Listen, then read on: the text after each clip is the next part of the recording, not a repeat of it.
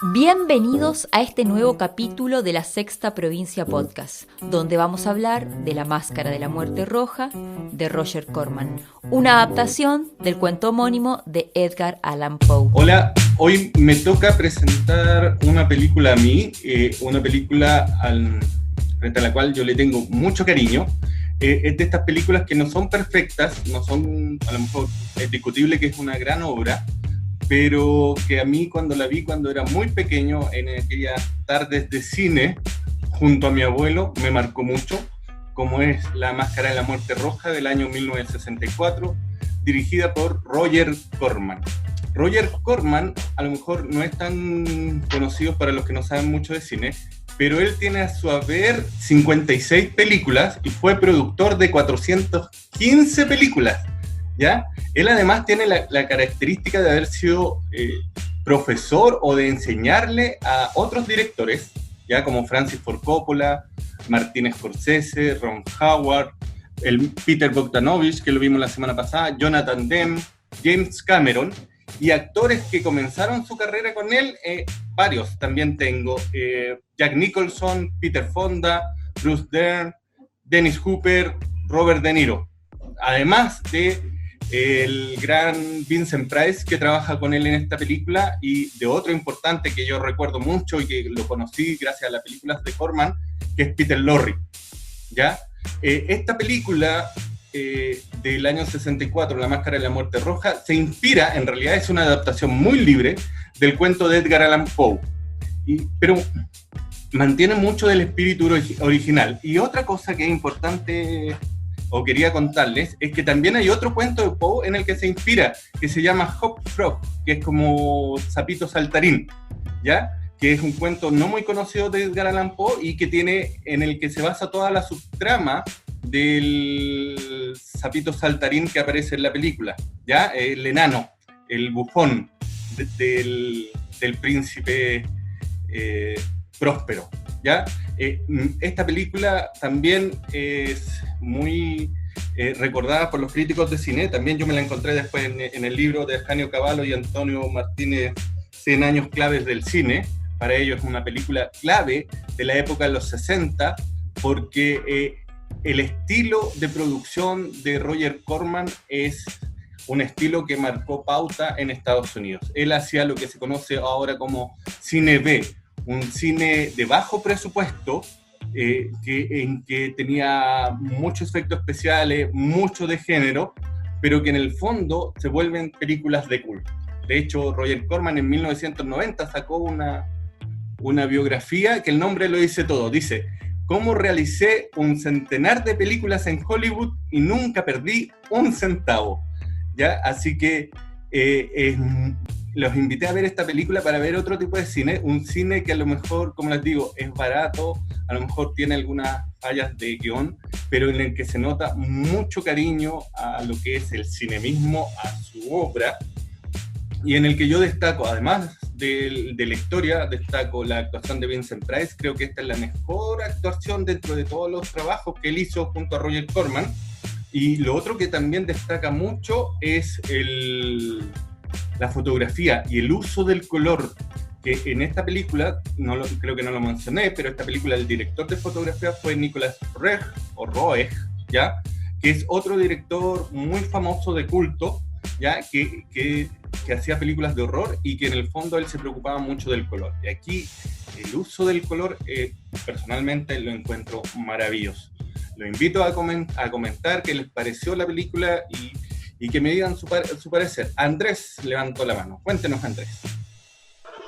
Bueno, lo que me llamó la atención de la película es que, como que si bien toma lugar en una época ya medieval, así, renacimiento, igual tiene un mensaje vigente, porque la película, como el personaje de Vincent Price, parece que era, no digo mucho físicamente ese actor, era como un noble que actuaba como de manera bastante despectiva hacia los pueblerinos. De partida quemó su aldea y a la chica la mostraba como si fuera una especie de animal amaestrado y todo eso. O sea, como que ese mensaje, como que comparándolo con la época actual, no es muy diferente, que digamos, no sé si me hago entender.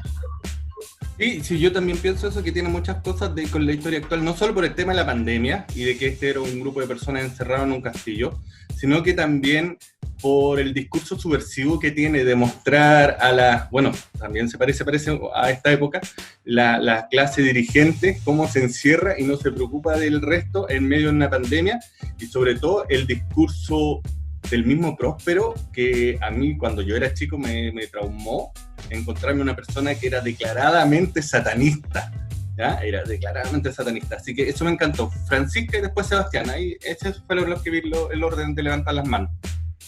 A mí, bueno, yo soy una admiradora del trabajo actoral de Vincent Price desde Frankenstein, o sea, el mejor Frankenstein de la historia, lo interpretó él.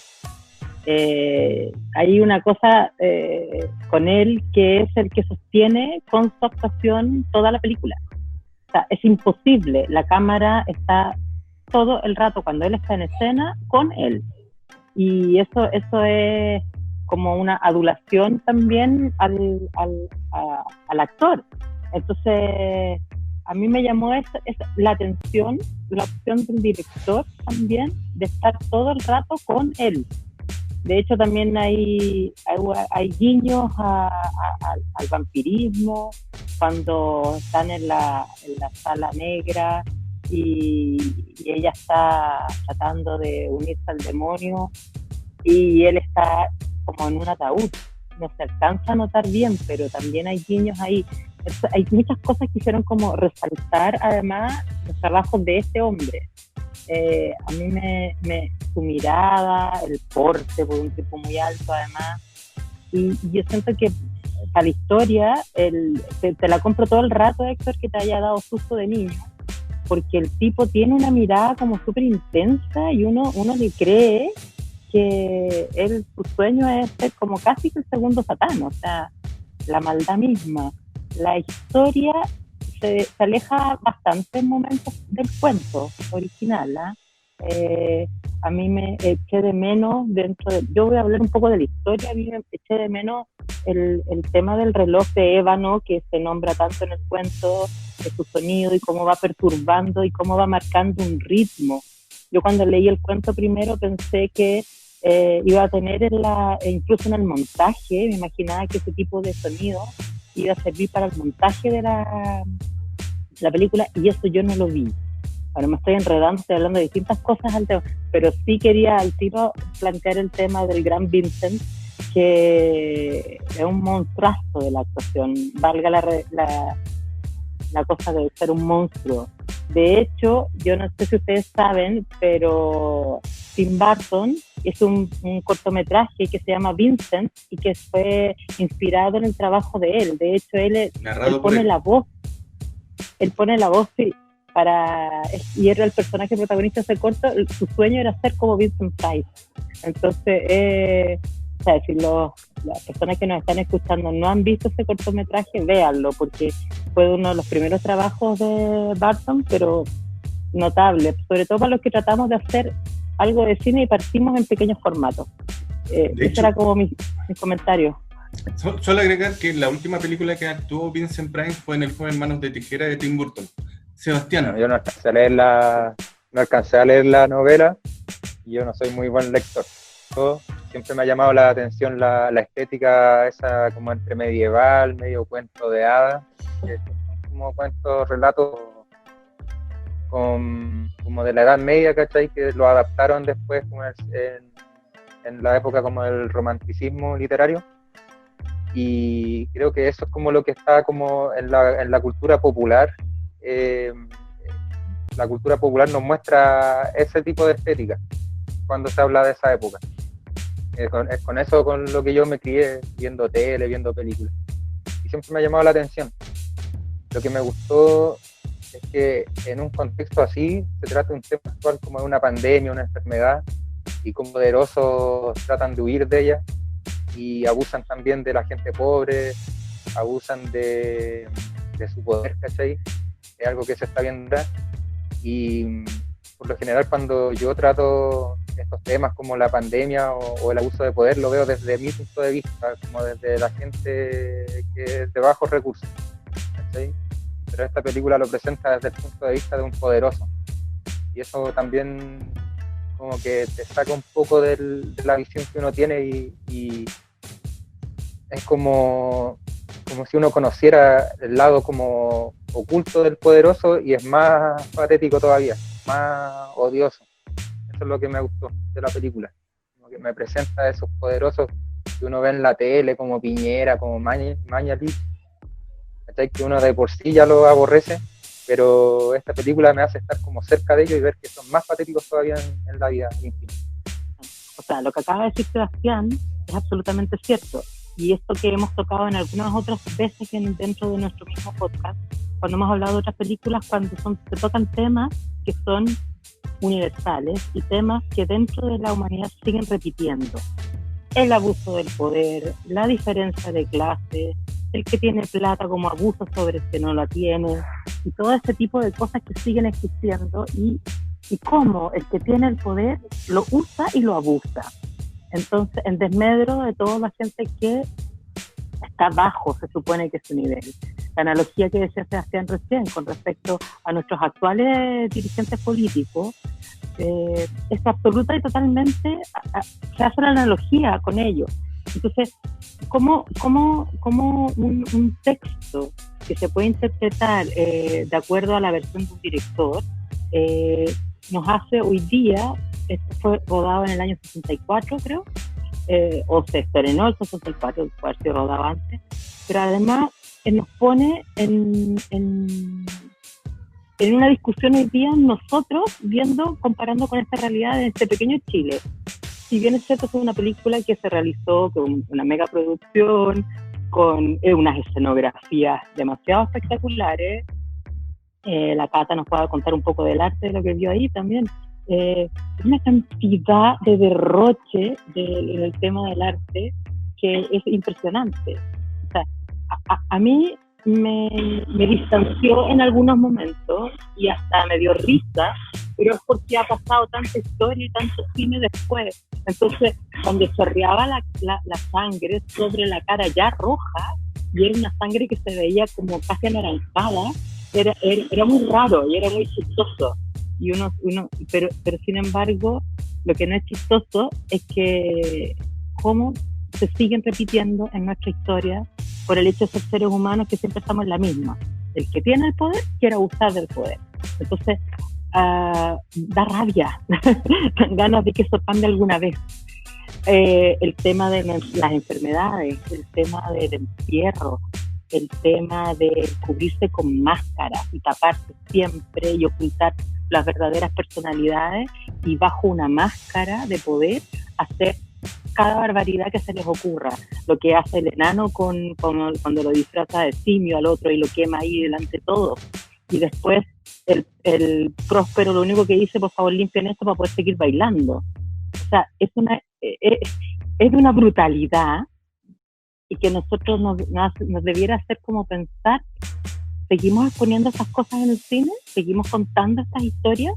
Claramente sí, porque siguen ocurriendo. Entonces, qué rabia, qué gana de que las cosas alguna vez cambien, pero estamos nosotros para seguir apropiándonos de las realidades que están ocurriendo y hablarlas.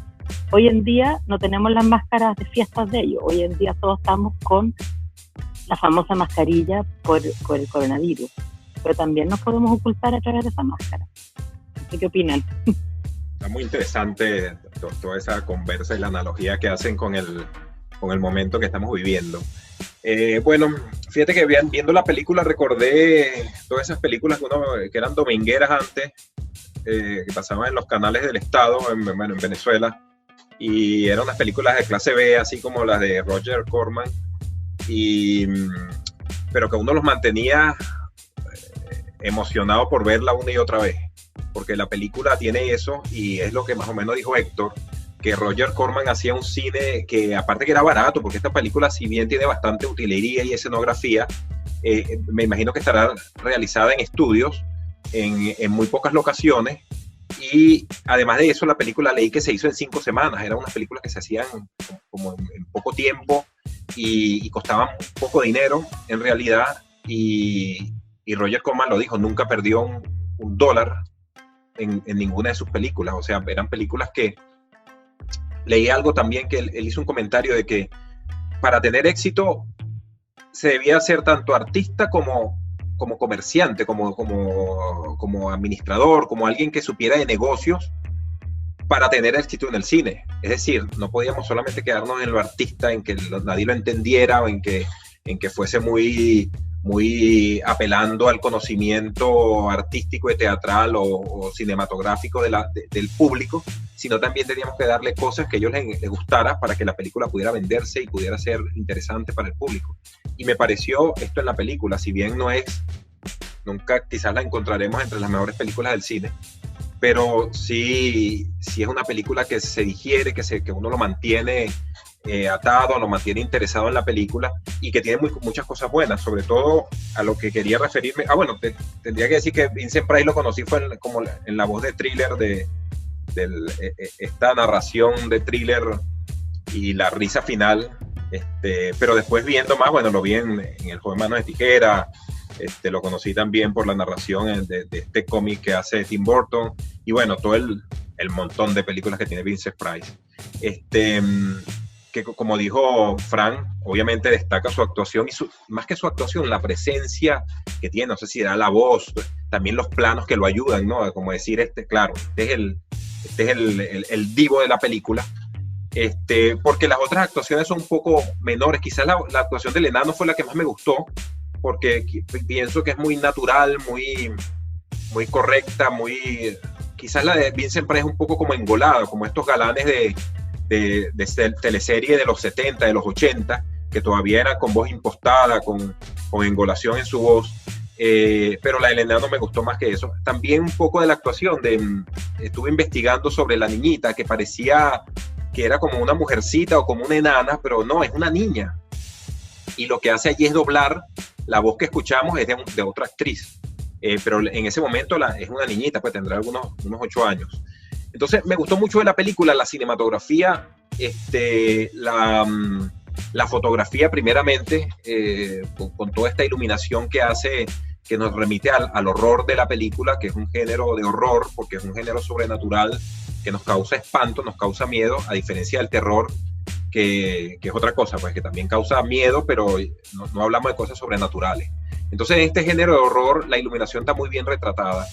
Y sobre todo estas partes donde me imagino que con el filtro o después en la post, cuando ponen una iluminación roja sobre los actores, sobre la muerte, etcétera, que también destacan bastante dentro del encuadre. Ahí si recordamos, por ejemplo, en la muerte, cuando hay el baile de la muerte en el castillo, o cuando suena el reloj, el director utiliza allí unos sendos planos holandeses, que es cuando la cámara ya no está situada en el horizonte, sino que le dan cierto desencuadre o cierta inclinación, y ya nos dice que está pasando algo y que es diferente. Y eso también, que es muy utilizado, y quizás diría uno, bueno, está usado, reusado, siempre es interesante, porque siempre le dice al espectador, por ejemplo, ahí es algo diferente, ahí está pasando otra cosa. Me gustó mucho este seguimiento de la cámara, que a diferencia de la película que vimos en la semana pasada, que es una cámara fija, que quizás a mí se me torna aburrida, aquí siempre Roger Corman utilizó con su director de fotografía un movimiento de la cámara. Siempre tenemos paneos donde el protagonista de la escena se va moviendo y la cámara lo va siguiendo, o bien también hacemos un montaje interno donde nos paseamos por la escenografía o por algo de la utilería y luego vamos al actor, o seguimos el actor. El mismo actor también hace un montaje interno porque se maneja dentro del encuadre y quizás viene hacia primer plano o quizás va hacia un plano más general, y también entonces va haciendo el montaje pero dentro del cuadro, que creo que también hace que la película gane mucho, por cuanto hay bastante movimiento dentro del encuadre, que bueno, ya es una cuestión personal que me gusta muchísimo más, que la cámara siempre esté fija. Y algo también interesante que vi dentro de la fotografía, de la cinematografía como tal, es que utilizan el decorado, utilizan la utilería para colocarla dentro del encuadre y que también hable algo para lo que quiere mostrar esa escena. Por ejemplo, podemos ver candelabros, podemos ver copas delante del actor que está quizás en un plano más atrasado, y el decorado atrás no es un decorado que sencillamente, o una escenografía que esté fija. Por ejemplo, en la alcoba de la chica esta que raptan, ¿cómo que se llama?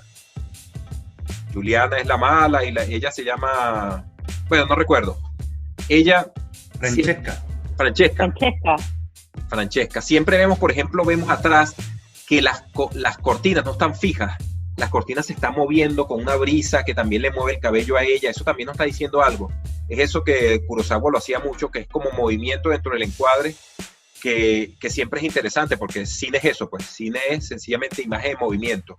Entonces, si dejamos una imagen fija, un actor que no se mueve y un decorado que tampoco se mueve, entonces va como en contra de esa imagen en movimiento, que es lo que significa el cine. Entonces, en definitiva, me gustó mucho la película que propuso el caballero Héctor. Concuerdo mucho con lo que decían de como de la historia, digamos, como del qué quiere decir y todas estas analogías al presente, que es un poco deprimente, como decía la Fran. Pero aquí voy a ser como la mala, tomándome de lo que dice el Argenis, porque a mí no pude enganchar con la película. Encontré que todo el rato era como una carrera de todas las áreas por demostrar cuál era el mejor. ¿Cachai? Como que era una explosión de arte, una explosión de foto, una explosión de dirección, como que todo estaban explotados y como que no lograban como mezclarse. Había momentos, por ejemplo, que usaban como al comienzo, creo que usan mucho como un lente angular, casi ojo de pez, que como que mareaba más porque al mismo tiempo hacen como un recorrido por el set y era así como como cálmate un poco. y lo otro es que sentí que no sé si tiene mucho sentido lo que voy a decir, pero siento que la peli es como que una mezcla entre esta peli de el cocinero, el ladrón, no sé qué, el amante. La mujer y su amante. ¿Cómo? El cocinero, el ladrón, la mujer y su amante. Ya, esa. El séptimo sello y Saló. Fue como que sentí que eran como esas tres películas muy diferentes, dentro de una juguera. Y bueno, leí por ahí que igual él como que quiso retrasar lo más que pudo el director de esta peli porque no lo compararan con el séptimo sello, así que perdón, pero yo creo que es un poco inevitable con toda esta idea de la muerte, esta como figura. Pero claro, creo que quizás, a ver, hago la comparación con Saló, con todo, no sé si la han visto, que tiene todo este cuento de las personas que tienen poder y el cómo humillan a los otros. Y la del cocinero claramente por el arte. Me pasó mucho que sentí todo el rato, y aún no puedo llegar a una respuesta que me convenza del todo, que sentía mucho que estaban disfrazados, ¿cachai? Como que no lograba esa como verosimilitud quizás de poder tragármelo, ¿cachai? Como, no sé, ponte tú, pensaba en el séptimo sello, que también tiene un vestuario complicado en Game of Thrones, ¿cachai? Aún no logro llegar muy bien al por qué me pasó esto con esta peli, quizás por la actuación, que es todo muy teatral, y por qué no me pasa con estas nuevas, o no tan nuevas, películas donde siento que está bien como mezclado. Como que eso me causa mucho conflicto y quiero llegar, hasta me descargué el libro porque quiero llegar a una respuesta de por qué no se logra eso a veces. Bien, algo que me llamó la atención de esta película fueron los efectos especiales, como los efectos que se usaron. Por ejemplo, esa como enfermedad, que al principio salían como una especie de pecas de sangre. Yo cuando leía sinopsis de esta película decían que salía sangre de la piel y todo, me imaginaba como otra cosa completamente diferente. Salía chorros, algo así, pero igual está bien logrado eso. Y también como un efecto que encontré un poco extraño es que sí, entiendo que la niña chica supuestamente era una mujer enana, pero escuchar la voz de un niño chico doblado encima por una voz que claramente adulta, igual es como un efecto medio, no sé, Uno que ya está más acostumbrado al Perturbador. doblaje y todo eso actual. Me tomo un poco de lo que estaba hablando la Cata. Yo me entretuve mucho, pero me entretuve mucho, yo creo, a ver, me gusta Vincent Price, o sea, ese es una de las cosas por las que me entretuve principalmente, y como señalé en algún momento, el director está embobado con su figura y resaltarla y la pone en todos los planos, casi está presente el actor. Pero yo me situé bien antes de empezar a verla en que iba a ver una película de esos años. Entonces tenía la referencia ya a cómo era un poco el hacer cine con ese personaje, y me pareció, no sé si le dio la representación, no sé, más que teatral, me pareció muy operático, muy escenografía de ópera.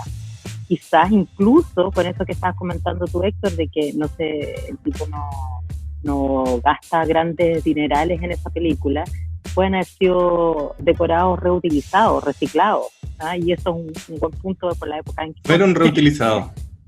Exactamente, entonces son decorados operáticos que trató de rescatar para la película, y tiene esa cosa operática de la coreografía, donde como la forma en que se mueven, y como que trató que con la misma cámara esa coreografía siguiera también en su movimiento. Sí comparto con la Cata que hay momentos en que marea. Hay un paneo que se hace y que más encima está muy mal montado porque tiene cortes, que es cuando están en el salón, que este salón medio oval, medio raro, que da a estas puertas que yo no sé por qué la hicieron una al lado de la otra. Yo me imaginé que uno iba a poder cuando uno lee el cuento, uno se imagina que están todas las puertas constantemente abiertas, que no hay puertas, y entre los salones circulaba gente y uno iba a poder ver esos movimientos. Los colores de los salones están replicados más o menos de acuerdo al cuento, pero tampoco hay una intención en el decorado con cada salón de lo que representan. Se supone que hay una psicología del color que se trata de aplicar siempre en las películas, y acá se pasó como por encima. Fue muy light, cosa que no estaba así en el cuento original. Yo siento que no es una buena adaptación del cuento. De hecho, he visto otras versiones, incluso hay una animación chilena de este mismo cuento que me conmovió más en algunos momentos y me hizo relacionarme más con el cuento. Sin embargo, yo creo que uno tiene que ver este tipo de películas. Cuando nosotros éramos chicos, existían las tardes de cine, como decía Héctor, que efectivamente eran las tardes, eran las 4 de la tarde. Uno como que ya había terminado de hacer las tareas del colegio y se podía poner a ver este tipo de películas. Entonces, no sé, puede ser por la edad mía, pero como que me trajo recuerdo de lo que era ver este tipo de películas. Y rescato de la época en que fue. Hoy día, si tú me dijeras, oye, vamos al cine a ver esta película, no creo que iría. Pero como estamos tratando de ver todo tipo de cine y encontrarle los sentidos y poder decir, yo voy a hacer tal cosa y yo quiero contar una historia, que es lo que siempre a mí me han enseñado desde un principio, que uno está contando algo. Siento que acá se enredó, pero valoro el hecho de que en el año en que fue hecha, los recursos que fue hecha y las intenciones con que fue hecha. Que digan lo que digan, yo admiro al caballero, al señor Satán, a don Próspero. Y bueno, sí, efectivamente, para ver este tipo de películas, yo creo que todas las películas en la historia del cine, para verlas hay que situarse en el contexto cuando fueron realizadas y lo que había en la época, por qué la hacían, para qué la hacían, y eso nos va a dar un referente mayor para quizás obviar cosas, porque si hacemos una evaluación de la película desde todos los ángulos, obviamente le vamos a sacar una infinidad de problemas que no se harían ahorita, pues, o que están como mal hechos. Por ejemplo, si yo veo las películas de Méliès, no me voy a poner a criticarle que Méliès, con cómo aparecía y salía otro actor, o cómo hacía el montaje para para hacer los trucos de magia llevados al cine que salen en las películas de Méliès. Igual en esta película, cuando yo la fui a ver, obviamente leí nuevamente sobre lo que era el cine B en Estados Unidos y era una producción más que nada para eso, para economía, para poner, porque las colocaban como en doble función y eran como la película que no tenía publicidad, que no había gran distribución, o sea, se gastaba dinero para distribuirla porque la gente sabía lo que iba a ver, pues era más barata también dentro de esa doble función. Y entonces allí, por eso vemos la sangre y nos da risa ahorita porque pareciera como hecha en los cortos en los cortos propios, que sale la sangre así toda fea, pero no, no los de Francisca no, pero a veces uno ve unos cortos universitarios sobre todo que ponen la sangre así y se ve algo más bien que es risible, pero igual obviamente me gustó mucho el manejo de la cámara. Pues tú ves algunos errores, de hecho anoté, creo que en el minuto 21 hay un error garrafal donde hacen como un corte dentro hacen un corte del plano, pero es el mismo, prácticamente que lo mismo, que ahorita no sea, es imposible hacerlo. Están los dos actores hablando uno frente al otro, pero solamente angula un poquitico más la cámara, entonces ya al final tú ves que hay como un error de raccord porque atrás no se ve lo mismo que se veía acá. Entonces bueno, esos son errores que yo pienso que también, primero, tenemos que saber el número de películas que produjo Roger Corman. Él me imagino que estaba haciendo una y estaba haciendo la otra, y estaba haciendo la otra y estaba haciendo la otra. Porque si no, no hubiese podido estar en 400 películas, aunque todavía está vivo. Roger Corman creo que tiene más de 90 años. Claro, ya no hace cine. Pero en su 94. 94. Tuvo que haber estado haciendo muchísimas películas al mismo tiempo. Entonces yo pienso también que eran películas que no se planificaban mucho, sino que vamos a hacerla, reutilizaban decorados, reutilizaban vestuario, escenografía, y que quizás si ahorita se hace, obviamente se va a hacer muchísimo mejor, pero igual queda como un cine bien interesante hecho en su época y que ha transcurrido y que muchas personas, como lo dijo Héctor, la tienen como película de culto, como películas de culto, como películas que de alguna manera marcaron un momento dentro de la historia del cine, sobre todo norteamericano, y que de repente si se ve al público normal cualquiera, no un público que ya tenga cierto bagaje cinematográfico, lo van a ver como la película que ven, vuelve a ver y vuelve a ver. No, decía que tengo mucha idea de lo que se habló, entonces a lo mejor me pierdo con todo lo que voy a decir. Voy a tratar de ordenar mi voz. Quería hablar sobre lo que dijo la Cata, de que ella encontró que había mucho exceso de todo, de la fotografía, del arte, de la actuación. Y yo también encontré lo mismo, que pasaba lo mismo. Yo también me dio esa impresión.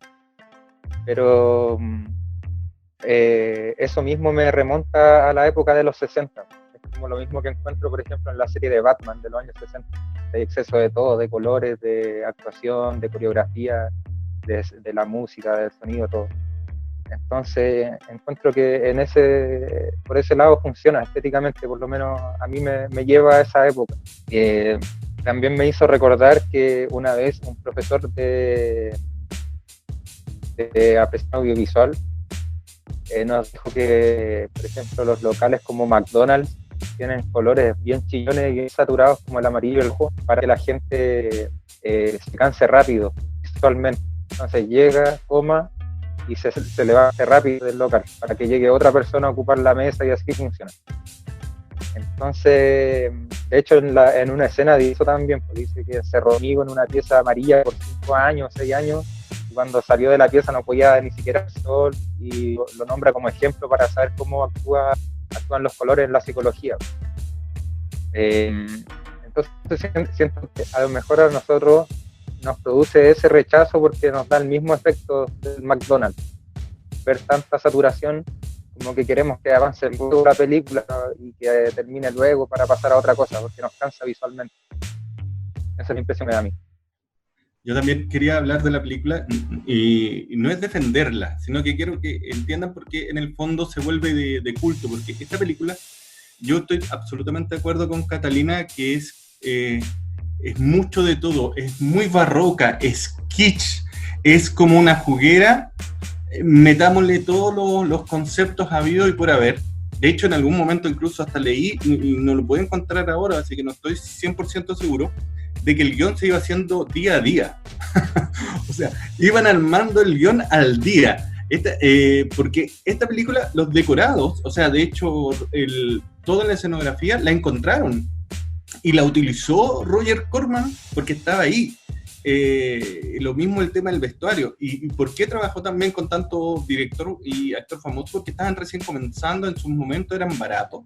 Y él era como una escuela, ¿ya? Él era como como la práctica, para que entiendan en términos profesionales. Era ir a aprender con este tipo. Y entonces, pero lo bueno que tiene Roger Corman, y es lo interesante, por eso también es bueno verlo, porque tal como dice Catalina, uno encuentra muchas cosas que le roba ideas a otros directores. Y eso es interesante, ¿por qué? Porque uno dice, bueno, le roba la imaginería de La Muerte Roja a Bergman y El Séptimo Sello. Y uno dice, bueno, vamos a ver El Séptimo Sello. Le roba a Saló, y sí, también se ha reconocido muchas veces que le roba a Saló. Y uno quiere ir a ver Saló para saber por qué le está robando a Saló. Quiere saber quién es Nicolas Roeg, quién es Vincent Price. Eso es lo bueno que tiene, en cierta forma, Roger Corman, que a ti te permite ir conociendo otras cosas. Y también es un director que, aunque uno no lo quiera, ha sido muy revisitado por otros directores. El cine de horror de hoy en día, uno no lo entiende sin todas esas cosas que le entregó. Aquí hemos hablado, por ejemplo, poco del bosque, que a lo mejor les saturó, pero ese bosque es el bosque de La Bruja de Blair, es el bosque de las películas de Sam Raimi, es el bosque de Tim Burton. Tim Burton le roba, vean Sleepy Hollow, la leyenda del jinete sin cabeza de Tim Burton, y yo creo que él ahí se sacó de encima todas las cosas que tenía de Roger Corman, porque incluso tiene los salones de colores en una iglesia blanca, que se la robó a esta película a Roger Corman. Entonces yo lo único que decir, es exagerada y es kitsch, es barroca, y ojo, que por ejemplo la escena que se me olvidó decir, una secuencia que es demasiado y que ya va al extremo, la secuencia final del baile, con Vincent Price siendo perseguido por todos estos bailarines, y esa secuencia teatral, operística, como dice, no se podría lograr sin un personaje como Vincent Price al centro, moviéndose como él se mueve, y la cámara amándolo como esta cámara lo ama.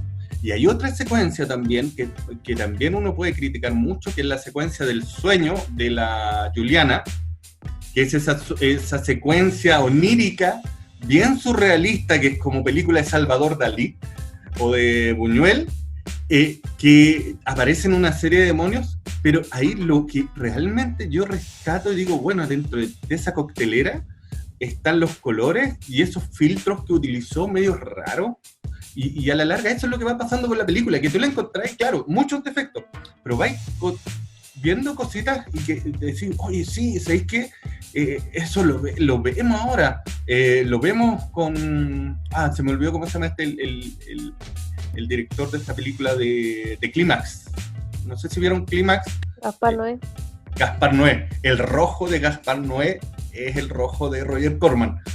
Yo siempre digo eso, y a lo mejor puede alguien que se enoje, pero es el rojo. Un director europeo también, que trabaja mucho con el actor de Blade Runner 2049.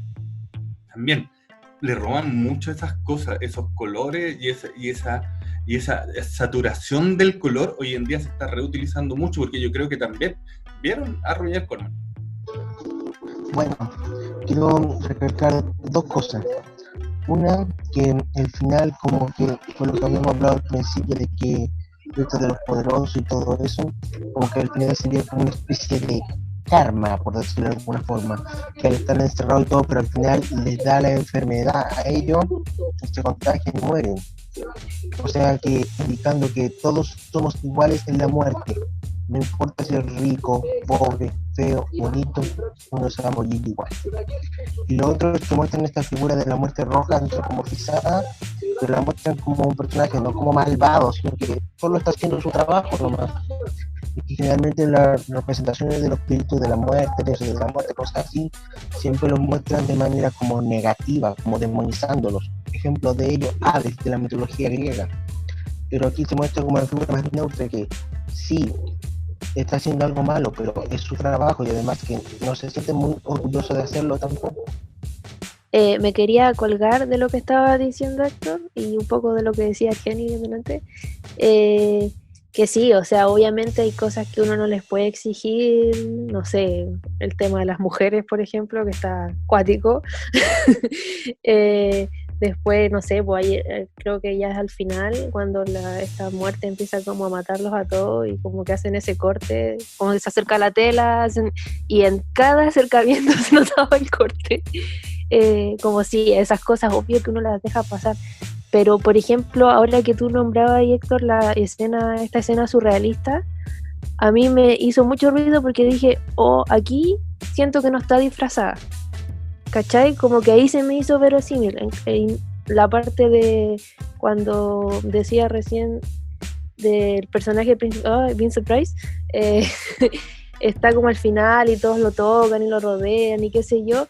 Eso también se me hizo muy real dentro de su propio lenguaje, ¿cachai? Como que siento que quizás por ahí va, como que aún estoy tratando de buscar la respuesta, pero como que dentro de su propio lenguaje creo que no lograba conformarse nunca, ¿cachai? Entonces, en esos pequeños momentos siento que se logró, ¿cachai? Quizás como que por ahí va esta búsqueda de respuesta. Corman es un director del exceso y a veces sus excesos resultaban y a veces sus excesos no resultaban. Ahora, dentro de las películas de él, creo que esta es la que más logra cosas. O sea, mira, yo quería hablar un poco sobre el color. Bueno, ya aparte de lo que se ha dicho, el color verde está muy ligado a la película y creo que representa la maldad, ¿no? Y vemos el color verde en las velas y vemos el color verde que lleva como especie una capa próspero. Y me pareció algo bien interesante porque hay un momento donde como el color verde se le pasa, porque después de la escena donde él está como en el ataúd, vemos a la chica, a Francesca, la vemos luego vestida de verde, y yo pensé que se iba un poco por allá de que ella también había adquirido de alguna forma la maldad de este próspero, y sí la vemos como más pegada hacia él después, porque entonces él va como al lado de ella también como que se entristece un poco cuando a este señor, cuando la muerte va a tocar a Próspero, se lo va a llevar. Entonces también hay como especie de una dualidad de lo que pueda sentir o lo que pueda, hacia qué bando estar de esta protagonista, de Francesca. Pero bueno, al final se va con los buenos. Pero pensé que se iba más hacia el lado oscuro y pensé que la película iba un poco más allá por la sensación de que el verde va reflejando maldad y después de esta escena yo la veo vestida de verde. Entonces pensé que se iba por allá en la cuestión. Pienso, no sé si era un error o falta de planificación o también una apreciación propia. Pero, por ejemplo, veo también discontinuidad en el montaje. Cuando hay un montaje muy interesante que nos pega dos secuencias, por ejemplo, cuando él le lanza la daga para que se mate la persona que está allá abajo, y luego entonces vemos que cae en vez de la daga, lo que cae es la espada, y vemos cómo unen esta secuencia bien interesante por la daga y la espada, y tenemos como un montaje invisible, pero que después no se sigue como repitiendo. Entonces el montaje invisible hay que pensárselo antes, porque si no te lo piensas ya no hayas como hacer los planos, pues, una vez que está montando el editor. Entonces pienso que ahí lo pensaron y después como que lo abandonaron. Igual tenemos ciertos montajes de paneos rápidos al estilo de Anderson, para unir también planos por paneos veloces, que hay una especie o sea, que me sirve, por ejemplo, lo hace mucho Anderson para unir los planos, pero aquí también lo veo en unas 3 oportunidades y después no continúa. Entonces no sé si es esa misma forma de ir improvisando o de ir trabajando tan rápido que hacía que estas películas como que no mantuvieran la continuidad en el montaje o en el color, y que hacen que uno de repente se pierda como espectador, que si estás esperando eso, ya no lo vuelvas a ver más adelante. Sí, yo quería hablar del tema de la juguera. Quería preguntar qué años, qué edad tenía el director cuando hizo esta película, Héctor, ¿sabes tú, no? Entiendo Porque- que Corman, espérame, déjame confirmar acá, se lo había anotado. Nació el 26, o sea, el 64 iba a cumplir como 40 años, ¿no? ¿Estoy bien o no? Chuta, ya, ok. Entre paréntesis, Fran, claro, quería aclarar igual que la única peli que fue hecha antes de esta fue El Séptimo Sello. Todas las otras que nombré son hechas después. Bueno, yo en términos de juguera me quería ir al término de la dirección de actores. Siento que hay una variedad increíble de formas de actuación y que le dieron cada actor de acuerdo a sus propias formas de actuación. O sea, yo sentí que había un vacío en la dirección de actores. O sea, un engolosinamiento con Vincent Price salvaje, digamos. Y rescato mucho la actuación de ella, ay, Victoria, ¿Francesca o No. Juliana? no, Juliana, no, Francesca me cargó. Juliana que trataba insistentemente de dar con un personaje enredadísimo, bien antojadizo en algunos momentos, la volada surrealista que la obligaba siempre a mirar a la cámara hacia el mismo costado porque no fueron capaces de moverle la cámara para el otro lado para que ella pudiera estar actuando mucho mejor y expresar de otra manera. Como que muy forzado muchas cosas y era como que le dijeron abre la boca, abre los ojos y gírate solamente para el lado derecho, solamente para el lado izquierdo. Hay cosas de la dirección de actores que me llamó la atención. Yo pensé que tenía menos edad el director cuando la hizo, por eso te preguntaba, porque uno como con la experiencia, uno, a pesar de mi edad, yo tengo poca experiencia, entonces yo quería saber cómo era esto de que alguien se enfrenta a unos tremenda cantidad de actores y cómo los maneja, cómo destruye las buenas actuaciones y los personajes, no sé, hacen increíble. Bueno, el personaje de Francesca absolutamente etéreo, la nada misma, no conmueve, no emociona, no nada. O sea, las mejores escenas de Francesca son con lo que estaba hablando Argenis, cuando se movía el velo de la cortina y uno quería mirar lo que pasaba allá afuera, no al personaje. Entonces, no sé, a mí el personaje de la jovencita a lo mejor le gustaba a Colman porque no le encontré ni un chiste, ni un brillo, además ni un brillo como mujer, la encontré re fome. No sé qué opinan ustedes. Catalina y Argenis. Entre paréntesis, Juliana es una actriz que es catalogada como horror queen, una de esas actrices que se hacen famosas en películas de terror de serie B. Nada más. Catalina, y después Argenis. Sí, como que yo quería seguir la idea de la Fran, como que me hace mucho sentido que no haya un gran trabajo con todos los actores porque dicen, o sea, me estoy enterando por ustedes, de que hacía muchas películas al mismo tiempo. Entonces, claro, yo siento que para tener tantos actores y poder hacer un buen trabajo, como que es mucho de la pre, ¿cachai? Como del conversarlo y como darle vueltas y darle vueltas. Y yo creo que aquí no, cero que se dieron el tiempo de eso, ¿cachai? Más que quizás con Vincent Price por un favoritismo. Porque sí, yo creo que eso era vital si es que se quería construir al resto, pero yo creo que tampoco hubo una intención de querer construir al resto.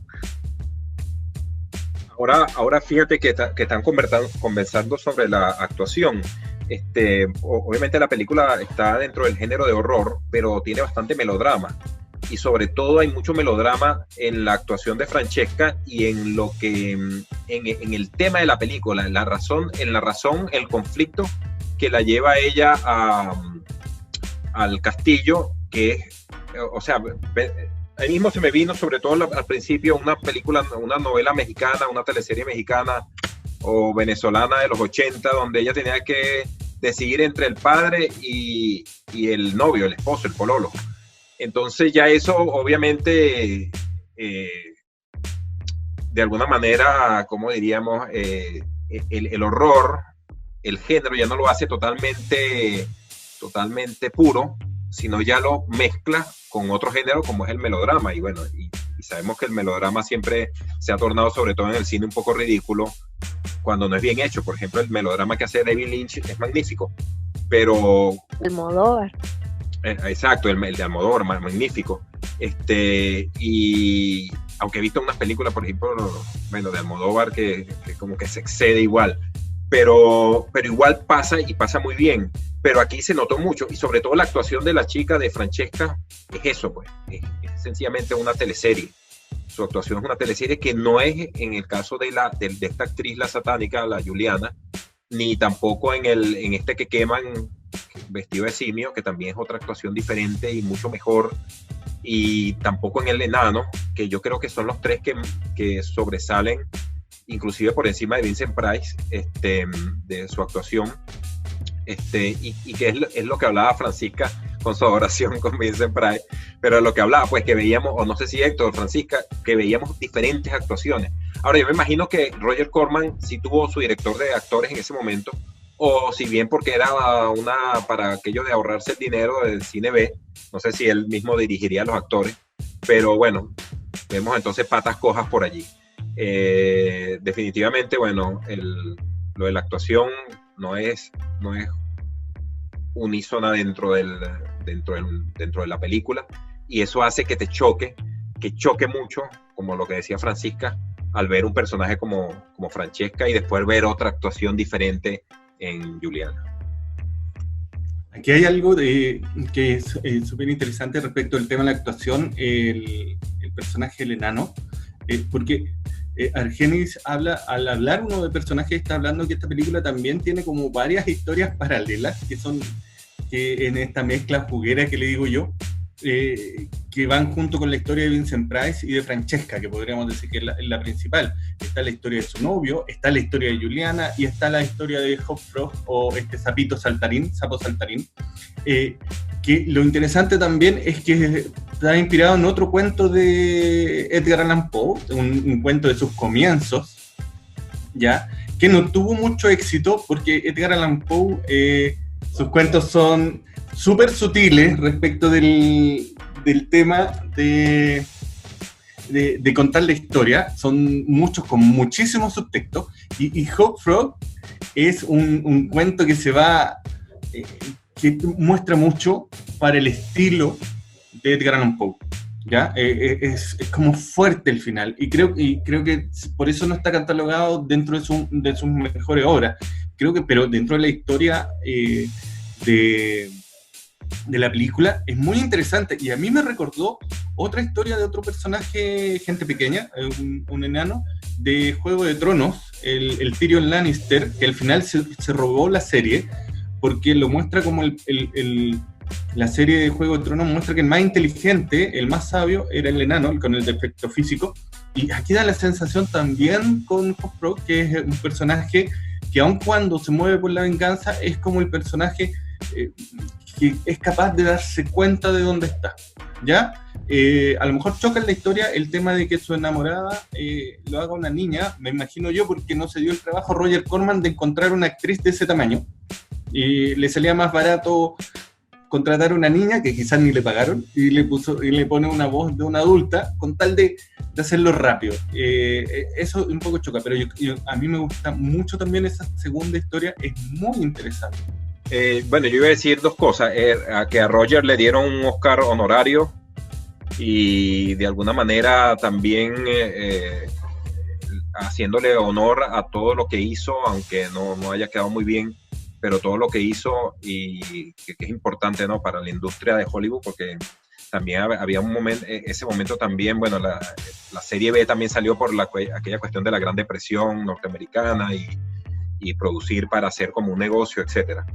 Y otra cosa que iba a decir, que creo que adaptó como 8 cuentos de Edgar Allan Poe, que también están por allí, que sería interesante verlos. Y por último, decirles que yo adapté una vez El Cuervo para teatro, y le hice una historia paralela, que en ese momento también hice un poco lo de Corman, porque lo que tenía era 2 actrices, entonces hice esta relación entre Leonor y el protagonista, eran entre 2 mujeres, ya no era un hombre y una mujer, sino como tenía 2 actrices en ese momento, entonces fue una relación lésbica en este Cuervo, que adapté hace ya, para ver, mi hija tiene 16, hace como 12 años. Entonces, bueno, un día le muestro las fotos por ahí, a ver si es que las tengo. Quizás no hemos hablado mucho de ese aspecto, pero de Corman, claro, también es muy conocido. Nosotros lo conocemos, o yo lo conocí realmente por esas adaptaciones de esas 8 películas. Después fui conociendo más de la historia de él. Yo personalmente, además de esta, recomiendo una que es Cuentos de Terror, creo que le llaman acá, que son 3 historias cortas, y en una participa Peter Lorre en la adaptación del Barril de Amontillado, y Vincent Price y Peter Lorre se mandan una competencia de actuación, pero tienen muchos toques de humor. Entonces, a lo mejor también hay que entender de que no es una cosa seria. Ellos son los actores más serios del mundo, pero uno se ríe mucho por esa actuación. Esa película, yo personalmente, dentro de las adaptaciones, una de las que más me gusta. Dentro de Roger Corman como director general, hay otra película que también a mí me marcó, porque también la vi en tardes de cines, que era El hombre de la visión de los rayos X, ¿ya? Que también es como de 1 o 2 años antes, que esta es como del 62-63, que también una adaptación también de H.G. Wells, creo que es el autor de esa novela, y esta película también tiene ese tinte medio fatalista que tiene La Máscara de la Muerte Roja, es también muy pesimista respecto de lo que es la humanidad, y también tiene muchos efectos, no sé si llamarle efectos prácticos, pero efectos como que se hacen con la cámara, como que la cámara utiliza muchos filtros, como que la cámara, juegan con la cámara más que con la sangre o esas cosas. Yo creo que eso es porque le sale más barato. Ya la recomiendo mucho. Yo creo que ya estamos cerca de la hora de conversación. Sería, no sé si alguien más quiere comentar algo para después yo dar el cierre final y despedir esta película. No, despidamos esta película con toda nuestra polémica que tuvimos hoy día de opiniones, pero esa es la gracia de poder hacer esta reunión y poder hacer estos comentarios. Sí, como le duela a quien le duela, creo que me quedo con Greenaway, con su cocinero, ladrón, mujer amante, todos sus títulos larguísimos. Nada, pues me gustó igual la película, encontré bacán el mensaje, como dije al principio, bien potente, bien vigente, y siempre es bueno tener puntos de vista variados de los temas que aún le complican. Así que gracias por recomendar la película. Yo también encuentro lo mismo, que viene una película antigua de la década del 60, debido a su temática, igual es vigente para lo que estamos pasando ahora, no solo por lo de la pandemia, sino también por lo del abuso de poder y todo eso también.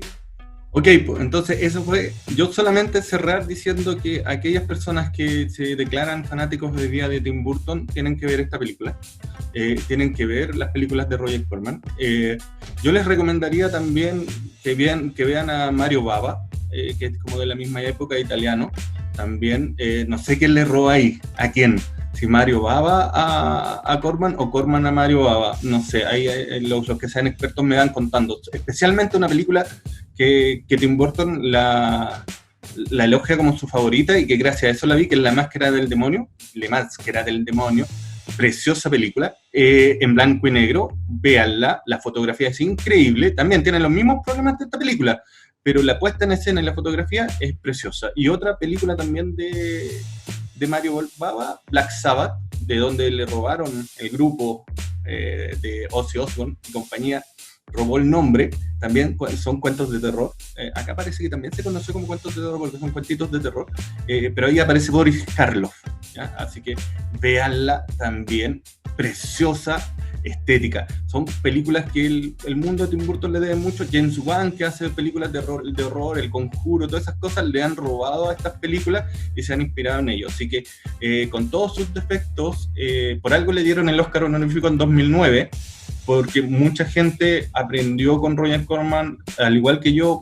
No sé si fue el único director, pero yo siempre recuerdo películas que vi de niño y que me impactaron, que me dijeron, pucha, quiero ir al cine a ver películas. Fue Roger Corman y esta Máscara de la Muerte Roja.